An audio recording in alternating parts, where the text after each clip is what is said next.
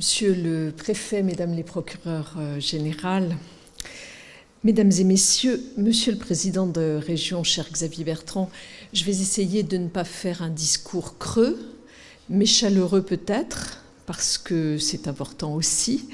Et en tout cas, je voudrais insister, comme vous l'avez fait, sur des actions concrètes. Au fond, vous venez devant nous de renouveler le fameux adage selon lequel il n'y a pas de déclaration d'amour qui vaille, mais seulement des preuves d'amour. Et c'est un peu cela que je voudrais appliquer devant vous au sujet que vous avez choisi de traiter. C'est un sujet, je voudrais vous le dire tout de suite, vous le savez bien sûr, et c'est ce qui explique aussi ma venue aujourd'hui parmi vous. C'est un sujet qui forme mon quotidien, que celui des deux grands thèmes que vous avez choisi d'évoquer ici, à la fois la prévention de la récidive et la prévention de la radicalisation. C'est un sujet qui est vraiment au cœur de mes préoccupations quotidiennes et j'apprécie et regrette en même temps, parce que je ne pourrais pas rester, j'apprécie vraiment que vous ayez fait venir des collègues étrangers, Québec, Belgique également, je crois, parce que leur approche sera pour nous extrêmement importante et sans qu'il s'agisse là d'un propos creux, j'aimerais beaucoup pouvoir lire ce qu'ils diront aujourd'hui. Vous avez donc choisi deux thèmes et c'est sur ces deux thèmes-là que je voudrais dire quelques mots, en commençant tout d'abord par, au fond, la transition entre incarcération et vie libre et une forme de transition qui permettrait d'éviter la récidive. C'est une de nos préoccupations fortes et dans le cadre du projet de loi de programmation et de réforme de la justice que je présenterai au Parlement à partir de l'automne prochain, dans le cadre de ce projet de loi, c'est précisément l'une de nos préoccupations extrêmement fortes. Le président de la République a indiqué dans un discours qu'il a prononcé à Agen il y a quelques mois sur le sens et l'efficacité de la peine, le président de la République donc a indiqué la volonté de revoir l'échelle de nos peines dans notre système français. Et c'est ce que nous avons essayé de mettre en œuvre dans le cadre du projet de loi dont je vous parlais.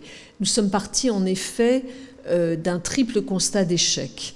Triple constat d'échec, notre système de sanctions actuellement est de moins en moins lisible parce qu'il y a un écart croissant entre les peines qui sont prononcées par les juridictions et les peines qui sont réellement exécutées. Il y a donc un fort sentiment de scepticisme de la part des justiciables, des victimes, des auteurs, mais peut-être aussi parfois des magistrats.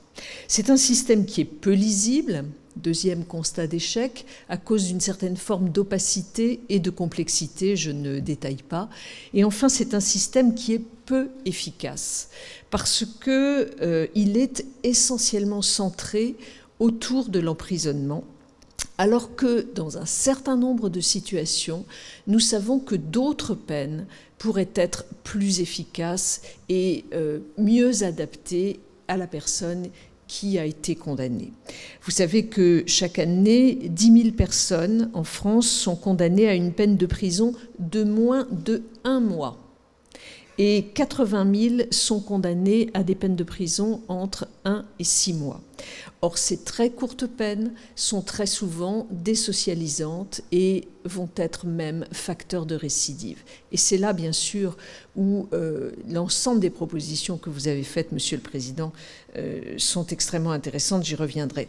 Donc, le projet de loi que je vais proposer essaie de trouver des solutions pour répondre à ces défis. En premier lieu, il revoit le système de sanctions et d'échelle des peines.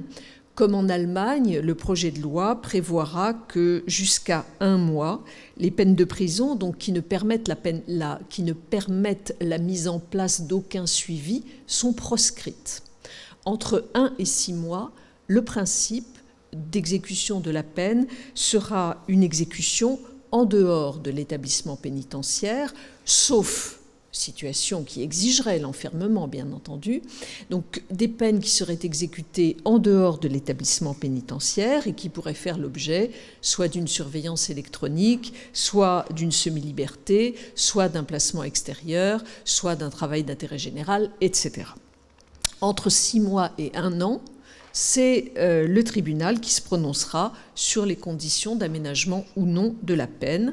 Et au-delà de 1 an, lorsqu'une peine d'emprisonnement sera prononcée, elle sera exécutée, ce qui diffère du système aujourd'hui à l'œuvre.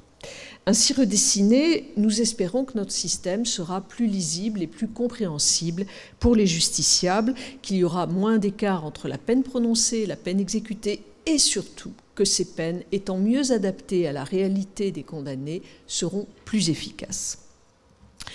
En second lieu, donc, nous souhaitons développer, pour que l'ensemble de ces systèmes soit cohérent, nous souhaitons développer des peines alternatives ou autonomes, telles que la détention sous surveillance électronique, le placement extérieur, les peines de stage, les travaux d'intérêt général, en facilitant les conditions de leur prononcé pour les magistrats.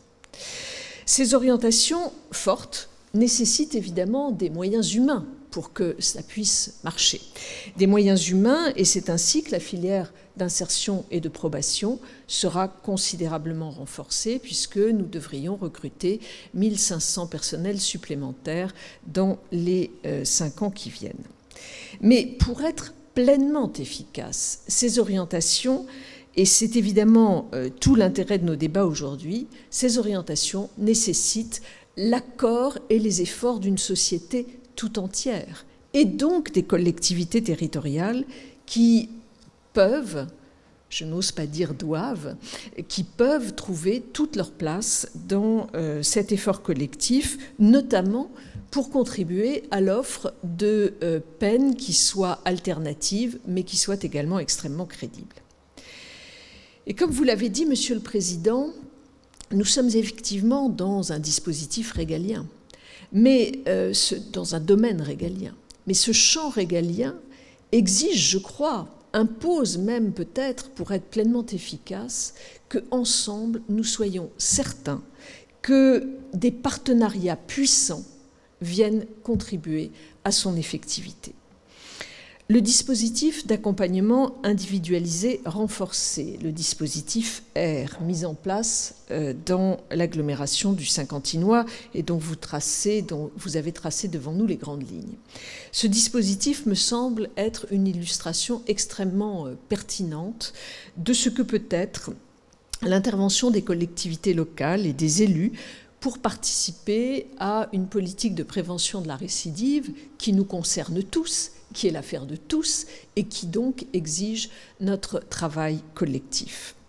Je sais quel a été votre investissement au départ de ce projet, Monsieur le Président, aux côtés du procureur de la République de Saint-Quentin de l'époque, que vous avez cité, Monsieur Savarzex. Ce dernier, d'ailleurs, c'est intéressant, vient de reproduire ce dispositif et il me l'a présenté récemment dans le département de la Saône-et-Loire.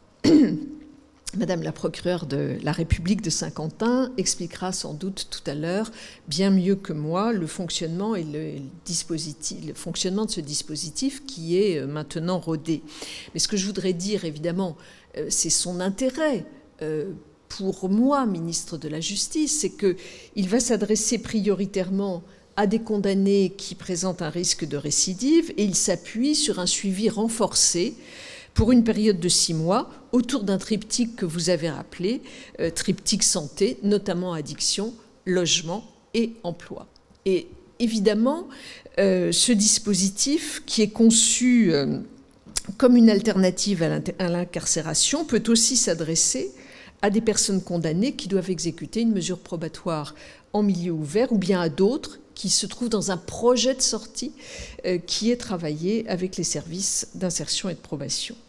Donc il y a pour construire ce projet un dialogue entre la personne qui est condamnée, le conseiller d'insertion et de probation et l'agent de prévention qui va se charger de son suivi quotidien. Les personnes donc sont dirigées vers des structures et organismes qui travaillent en partenariat avec la communauté d'agglomération. Pour élaborer des solutions, ces personnes-là sont ainsi à la fois suivies et stabilisées, c'est extrêmement important. Et c'est évidemment toute la force des collectivités territoriales de pouvoir mobiliser un réseau autour de ces projets et de leur construction individualisée. Et cela marche. Vous avez rappelé, Monsieur le Président, les résultats. 78 personnes ont été prises en charge en 2017 à Saint-Quentin. 9 seulement ont récidivé. Je ne fais que reprendre des chiffres que vous avez cités.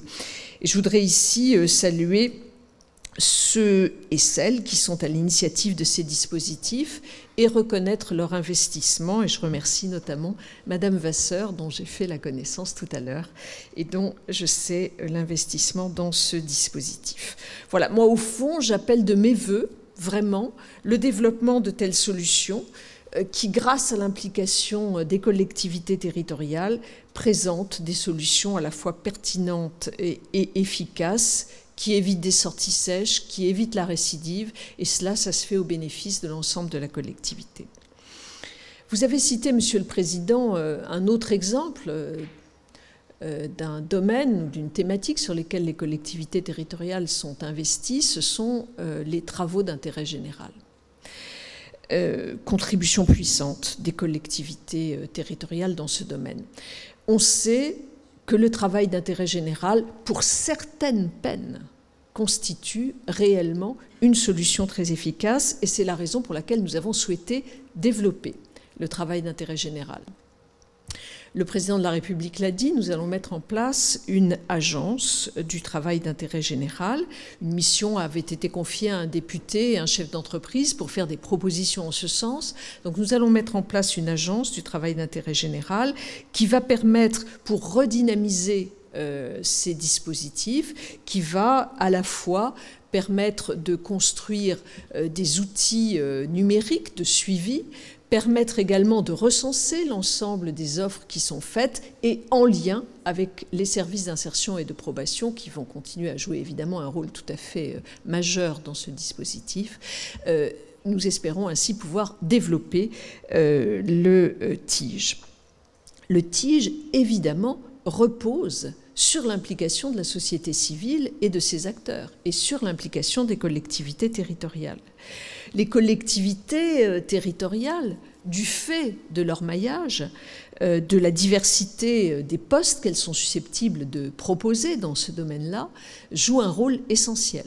Et même si dans le projet de loi que je vais proposer, je souhaite élargir l'offre de travaux d'intérêt général à des entreprises qui travaillent dans le secteur de l'économie sociale et solidaire, je sais très bien que les collectivités vont continuer à jouer un rôle important et je souhaite donc que l'on puisse développer les offres qui sont faites en travaillant avec d'autres services de l'État, mais aussi avec les régions, avec les départements et avec les communautés d'agglomération. Et là encore, le dispositif R que vous proposez est un bon exemple puisqu'il fédère les offres de TIG de la communauté d'agglo de Saint-Quentin, ce qui offre des postes plus nombreux et plus diversifiés dans différents services, transport, gymnase, espaces verts, piscine, habitat, etc. Donc voilà ces éléments qui me semblent être importants quant à la question des TIG. Il y a encore un autre domaine où les partenariats peuvent être nombreux et extrêmement développés avec les collectivités territoriales, c'est celui des placements extérieurs. Le placement extérieur, c'est une mesure d'aménagement de la peine qui permettent à la personne condamnée d'effectuer sa peine à l'extérieur de l'établissement pénitentiaire, comme son nom l'indique, pour satisfaire à des obligations professionnelles, familiales ou personnelles, selon les modalités qui sont déterminées par l'autorité judiciaire. Et la gestion de ce dispositif peut être prise en charge par une association, qui peut d'ailleurs également offrir un hébergement, et le placement extérieur est ainsi particulièrement adaptées à des personnes qui sont désinsérées et elles permettent d'offrir une prise en charge globale à la fois d'hébergement et d'accompagnement social. Là encore, il me semble qu'il y a place pour le rôle des collectivités territoriales. Monsieur le Président Bertrand, vos services ont adressé il y a une semaine à mon cabinet un projet de protocole, vous en parliez tout à l'heure, un projet de protocole en vue de la création d'une maison de transition judiciaire. Je crois que c'est le nom que vous proposez pour ce dispositif. Je suis évidemment très intéressée par cette proposition et je souhaite que des discussions s'engagent avec l'autorité judiciaire et la direction interrégionale des services pénitentiaires de Lille pour avancer dans ce projet. Dans le cadre juridique que je viens de rappeler, en effet, il me semble que vous proposez des options qui pourraient être très intéressantes et parmi ces options, nous pourrions envisager, par exemple, mais il faut le travailler encore un peu, la mise à disposition de cet équipement à une association pour héberger des personnes dans le cadre d'un placement extérieur dont je viens de parler. Ce partenariat pourrait être établi dans le cadre d'une convention tripartite que vous proposez, signée par la Direction interrégionale des Hauts-de-France, l'association de placement et la communauté d'agglomération. C'est un projet donc vraiment qui mérite d'être finalisé, mais qui pourrait constituer, comme vous le disiez vous-même, un excellent démonstrateur des partenariats que nous sommes en mesure d'établir entre l'État et les collectivités. Je pourrais également développer sur un autre champ l'importance de l'action des collectivités territoriales dans l'accès aux dispositifs de droit commun. Vous y avez fait allusion en matière d'action sociale pour les personnes placées sous main de justice. Je ne le ferai pas parce que mon propos dépasserait un temps tout à fait considérable, mais je dois dire que c'est évidemment là aussi un point nodal très essentiel pour la réinsertion des personnes qui sont placées sous main de justice. Au fond, ce que j'ai souhaité souligner, en rappelant d'une part la politique des peines dans laquelle le ministère de la Justice souhaite s'engager, et d'autre part le partenariat essentiel que nous pouvons nouer avec les collectivités territoriales, ce que je souhaite ici souligner, c'est le rôle fondamental de l'ensemble des acteurs de notre société en matière de prévention de la récidive et de prise en charge des personnes placées sous main de justice. Je crois que c'est une condition de la réussite d'un projet que nous pouvons partager. L'autre sujet que vous avez souhaité aborder dans ce colloque, mais qui n'est pas éloigné de ce dont je viens de parler, c'est évidemment la prévention de la radicalisation. Vous savez que ce sujet fait l'objet d'une politique extrêmement suivie et attentive de mon ministère, comme d'autres ministères, et je pense notamment à l'Éducation nationale, mais je pourrais citer d'autres ministères encore. Il est très difficile de développer ici l'ensemble des actions que nous portons. Le Premier ministre, d'ailleurs, est venu ici même, à Lille, présenter au mois de février dernier un plan national de prévention de la radicalisation qui nous engage. Je voudrais simplement vous indiquer ici nos principaux axes d'effort et retrouver là encore des lieux de partenariat. Principaux axes d'effort, nous faisons tout d'abord un travail tout particulier sur la prise en charge des détenus terroristes islamistes et radicalisés dans les établissements pénitentiaires. Nous avons, je le rappelle brièvement, ces détenus, à leur arrivée en détention, sont soumis à une évaluation dans le cadre d'un quartier d'évaluation de la radicalisation. Cette évaluation dure 4 mois. Nous avons actuellement 3 quartiers d'évaluation de la radicalisation. Nous en ouvrons cette année 3 autres, ce qui nous permettra d'augmenter la prise en charge de cette évaluation. Et l'un vient d'ouvrir d'ailleurs très récemment à Vendin-le-Vieil. Sur la base de cette évaluation, l'administration pénitentiaire va proposer une solution de détention pour ces personnes qui, selon leur degré de dangerosité, pourront être placées soit à l'isolement, soit en quartier étanche au sein de l'un des 78 établissements pénitentiaires qui sont ciblés pour accueillir ces détenus.